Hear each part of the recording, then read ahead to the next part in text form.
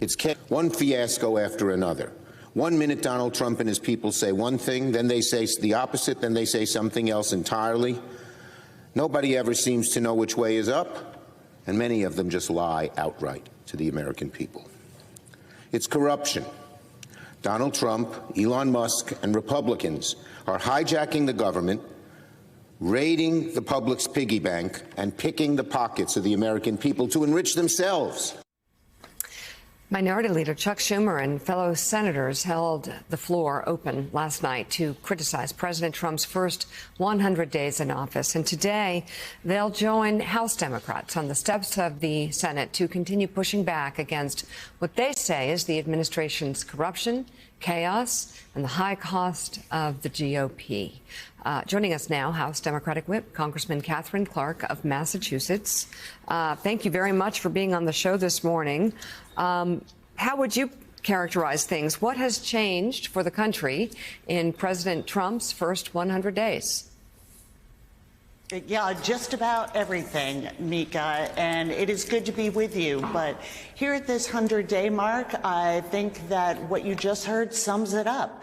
This has been hallmarked by chaos and corruption, meant to keep us off balance and distracted from they are breaking our government in order to rob it and take money from programs like Medicaid, take our health care, our veterans benefits, funding for public school, for child care, and give it to the billionaire class in the form of tax cuts.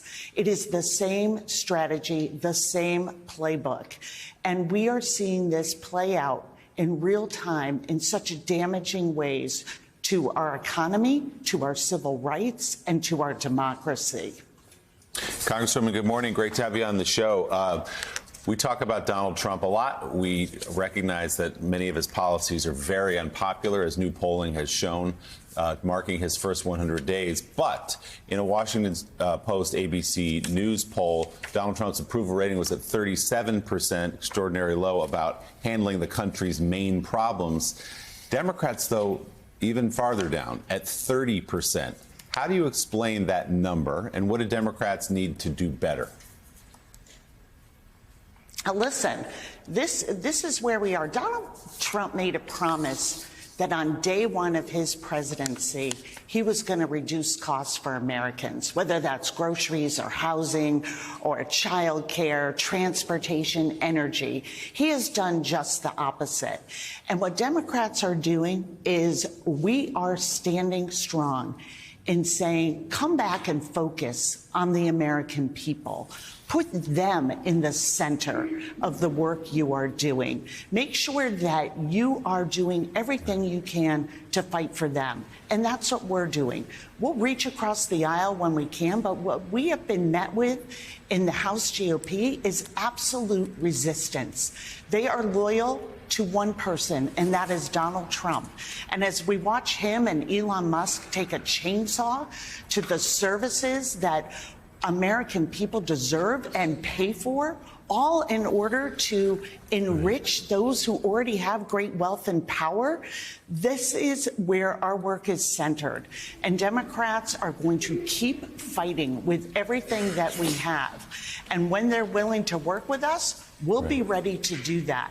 But that is not what we have seen from this GOP. Right. With all that said, and understanding your opposition to Donald Trump and much of the public's opposition, though, my question was, why do you believe Democrats are rating lower even than President Trump right now, if everything you just said is true? Mm-hmm.